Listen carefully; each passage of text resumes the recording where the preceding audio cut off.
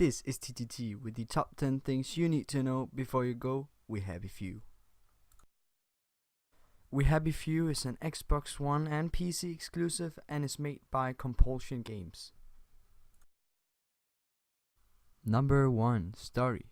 The story is taking place in the mid-1960s and follows an alternative version of World War II. In the story, you play as one of 3 characters, who all seek to complete a personal task while trying to escape the fictional city Wellington Wells. Wellington Wells is a crumbling dystopia on the verge of societal collapse, due to overuse of a hallucinal drug that keeps its inhabitants unaware about the truth of their world. The alternative version of World War II results in that the Germans establishes a second German Empire in Britain, while continuing its war across Europe. During their occupation by the Germans, a chemical warfare experiment goes wrong, forcing the inhabitants to do something terrible in order to survive. This results in the inhabitants getting immense anguish and guilt over their actions, leading to the invention of a new hallucinal drug called joy. Number 2. Characters. Throughout the game, you'll play as 3 different characters. Arthur Hastings, who works as a censor to remove offending stories in newspaper archives of Wellington Wells. The second character you will be playing as is Sally Boyle, an assistant to one of the doctors that created Joy, and now works as an experimental chemist for the general whom both are trying to take back Wellington Wells. The third character is Ollie Starkey, who is a former soldier that has refused to take Joy for years, but also tries to stay hidden from other citizens. Each character has different playstyles. Arthur is focused on melee weapons, Sally is focused on stealth and can inject guards to sleep, and Ollie is an explosive expert. Number 3. Free roam open world. The developer have stated that the game is a little bit of both. What they mean is that you will be able to freely explore the world and that your experience will change each time you play. But it won't allow you to face much higher leveled enemies than yourselves, so there is an controlled progression and allowance for engaging story. You'll be able to explore the 5 islands of Wellington Wells throughout the story. This means that the story is separated into different sections, each section being in one of the 5 islands of Wellington Wells, and where each island will be explorable. Throughout the world there will be lots of collectibles, such as people's diaries. These diaries will tell you stories from the people's lives in the city, and you'll get to know their backstories. Number 4. Gameplay. You play the game from a first-person perspective, and from the start of the game you're restricted to only one of the districts in the game, and must complete tasks that can unlock the new areas. The game features an option called permadeath, in which players are killed, captured, incapacitated, or fails to escape in time. The game is over and the players must start from the beginning. The game is all about survival. You blend in with the surroundings and people while exploring homes and buildings to acquire items, melee weapons, and sustenance. As you explore the world, your character will become tired, hungry, and thirsty. Therefore, you'll need to replenishing this by either sleep, eat, or drink to avoid suffering from these negative effects. Being exhausted, for example, reduces the amount of stamina. Eating contaminated food and water can sometimes confer negative effects, such as food poisoning, which needs to be treated. Number 5. RPG elements. Items found in the game, either lying around or within containers, have various uses, depending on what they are, along with food and containers for water. Characters can find restorative items, objects that can be used in melee combat, clothing to help blend in within the different districts, and ingredients for crafting. Players can further purchase items from vendors, from finding money in the environment, or selling items that they have.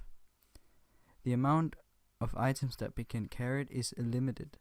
Though players can drop anything they don't want or store it in a personal stash that is accessible within the safe houses, expansion packs found in the environment can increase a character's inventory space, the number of weapons that can be carried, and the wallet spaces for usable items as well. However, most items players carry have a finite number of uses before breaking, and crafting is essentially important for survival. Items found often can be used to craft something useful, including tools, restorative items, and stronger melee weapons, provided players have enough items upon finding or learning about new recipes. Crafted items can then be used while exploring the environment. Crafting lockpicks, for example, allows the lock on a door or a container to be picked. Number 6. Combat. Combat is not something that usually favors the player in We Happy Few. It is a last resort when you need to get things done, and violence is the only recourse. When this eventually happens, be sure to hit your enemies in the head, as it is here you will be dealing the most damage.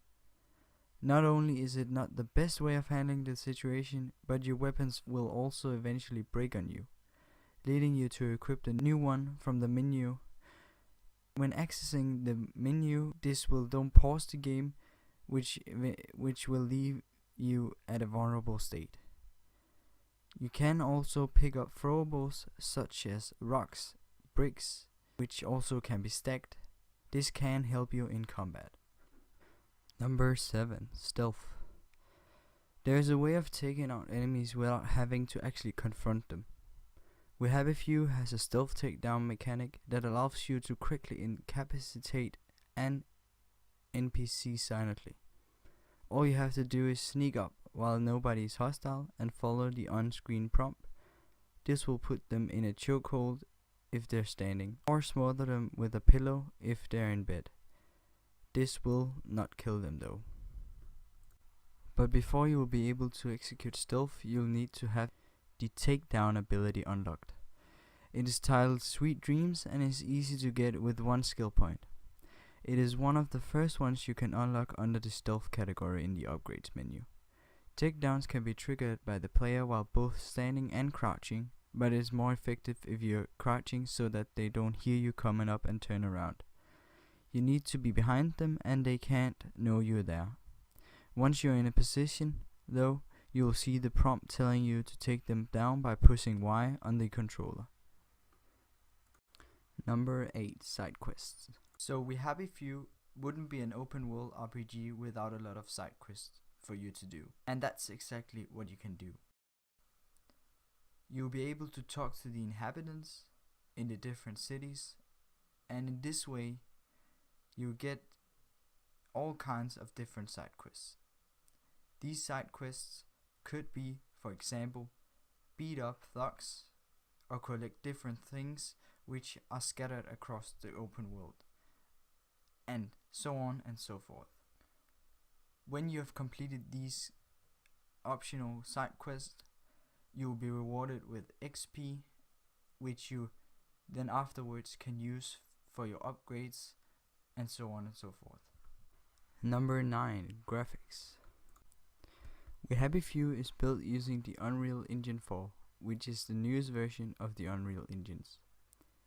Games such as Sea of Thieves, Injustice 2 and Fortnite has been built on the Unreal Engine 4. The Unreal Engine is a game engine developed by Epic Games.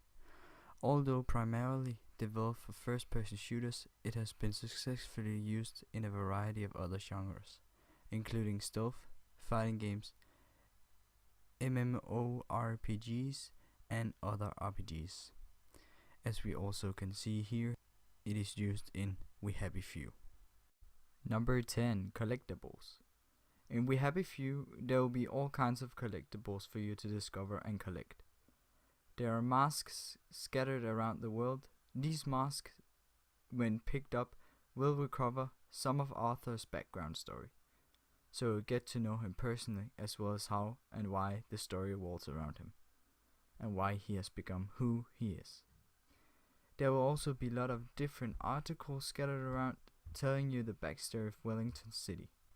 This has been the top 10 things you needed to know before you would go We Happy Few.